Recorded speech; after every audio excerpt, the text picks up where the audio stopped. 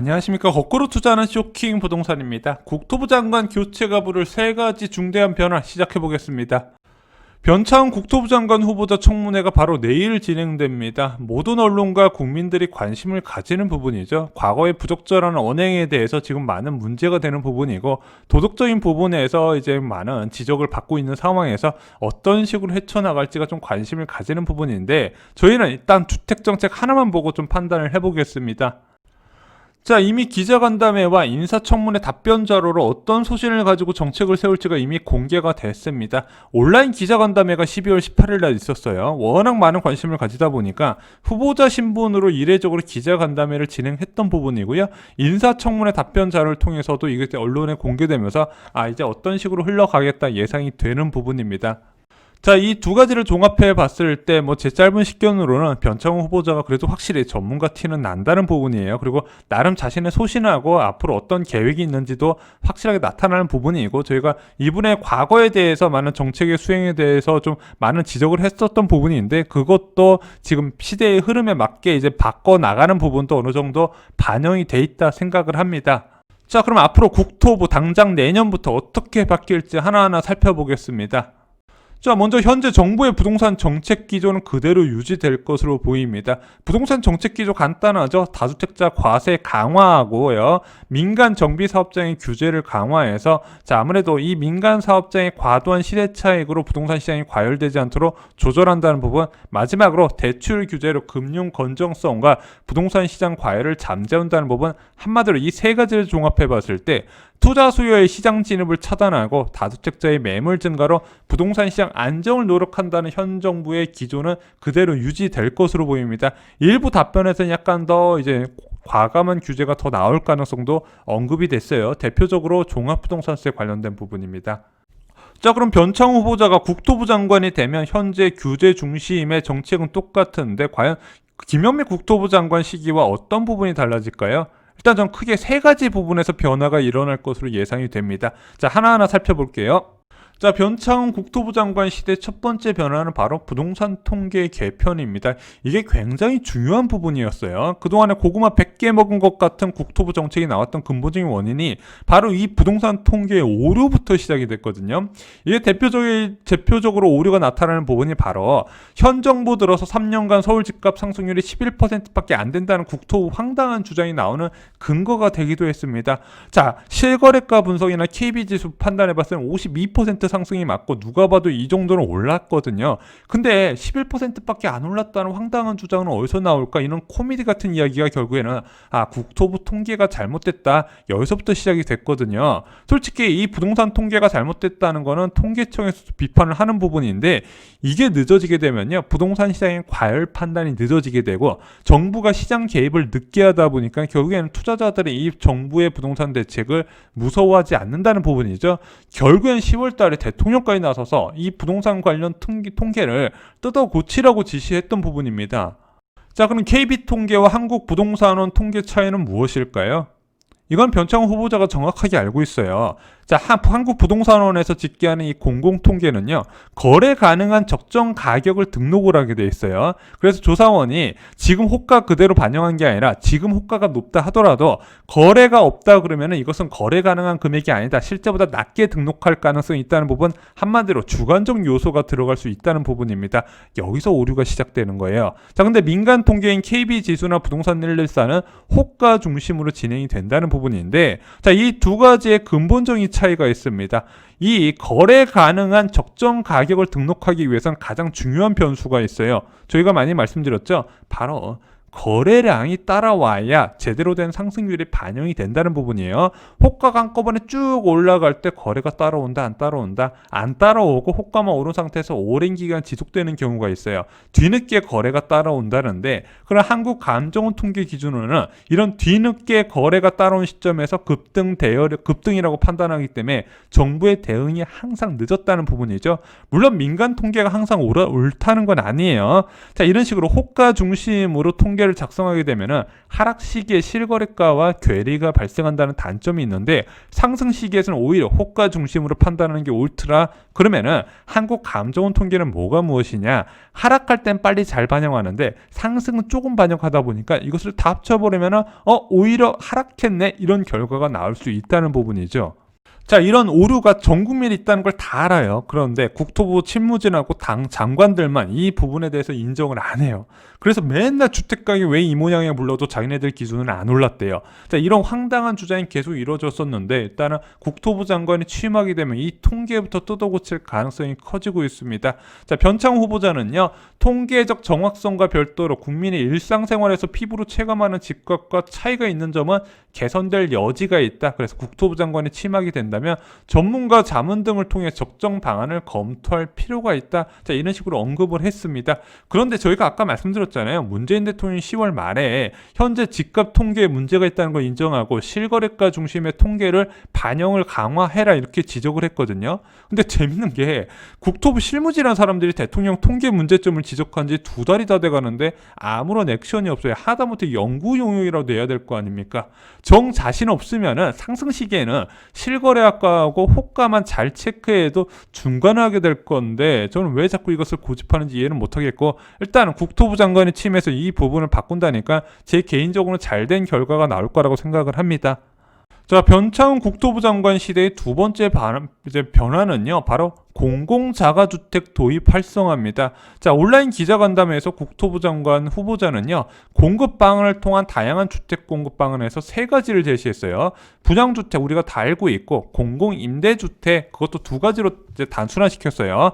대통령이 지시했던 중형임대 공급하고요. 기존의 행복주택이나 국민임대나 영구임대를 하나로 합친 유형통합임대를 이제 2개로 나눠서 제공을 해서 소형과 중형 평수를 각각 공급하겠다. 그런데 그 사이에 공공자가주택이라는 개념을 도입해서 토지 임대부 주택과 환매 조건부 분양주택, 지분 공유형 주택을 제공하겠다고 합니다. 이게 뭐냐면요. 자, 첫 번째 토지 임대부 주택입니다. 이거는요, 토지는 국가가 소유한 상태에서 건물만 개인이 소유하면서 분양 금액이 싸고 일정 부분의 임대료, 토지 임대료를 매달 납부하는 방식입니다. 이걸 해외에서는요, 리스홀드라고 부르는 경우가 있어요.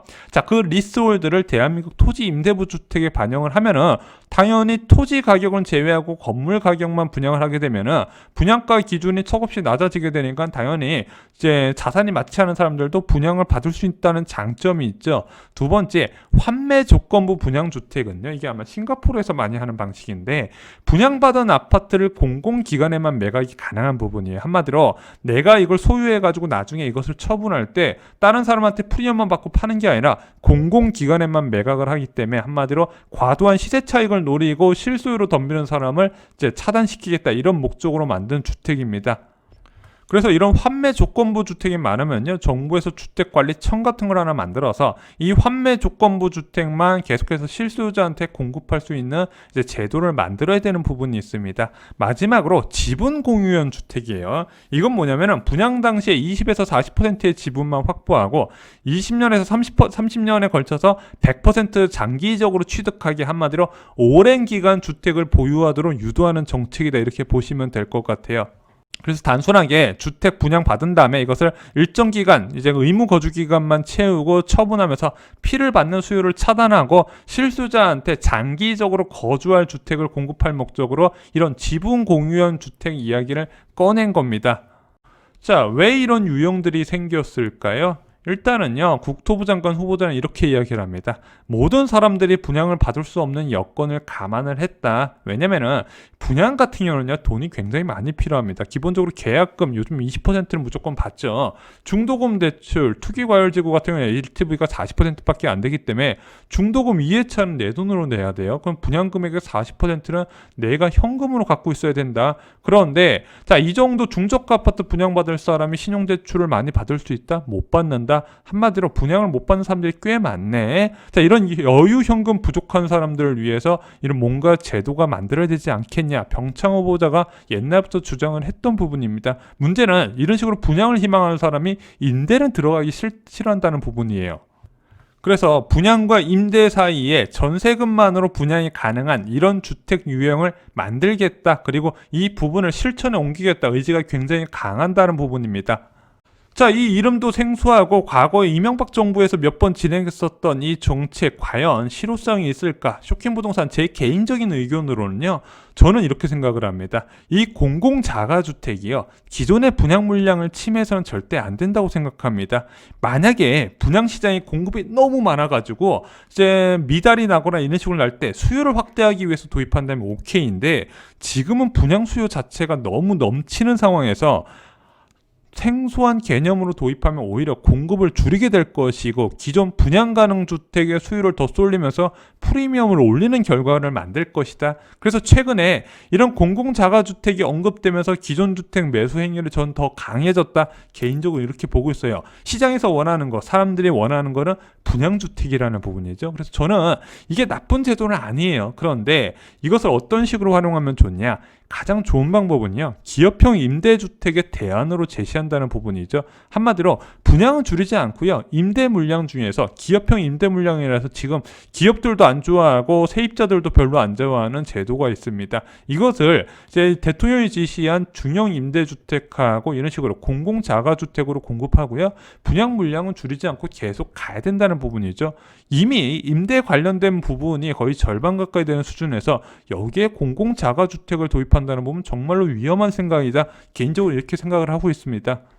자, 변창 국토부 장관 시대의 세 번째 변화는요, 바로 규제지역 지정제도의 변화입니다. 자, 변 후보자는 21일 국회에 제출한 인사청문회 답변 자료에서 더불어민주당 박상혁 의원이 김현미 국토부 장관의 부동산 정책 중 잘 되지 않은 것을 묻자 규제지역의 제도 부분을 이제 꼽았다고 합니다. 왜냐면은 현행 규제지역 지정 방식은 신속한 지정에는 한계가 있어서 초기에 투자 수요를 적극적으로 차단하기 어려운 문제점이 있다. 왜냐? 3개월 집값 상승률을 판단해서 지정을 하는데 한국감정원 통계가 상승 반영이 늦다 말씀드렸잖아요. 그러면 한국감정원에서 3개월 동안 집값이 과열될 정도로 상승할 표시가 될 때는요. 이미 부동산 시장이 폭등하고 난 이유라는 거죠. 그래서 뒤늦게 지정해봤자 투자자들이 이런 규제 제도를 무서워하지 않는다는 부분, 타 오르고 지정하는 문제점이 있었다는 부분이죠.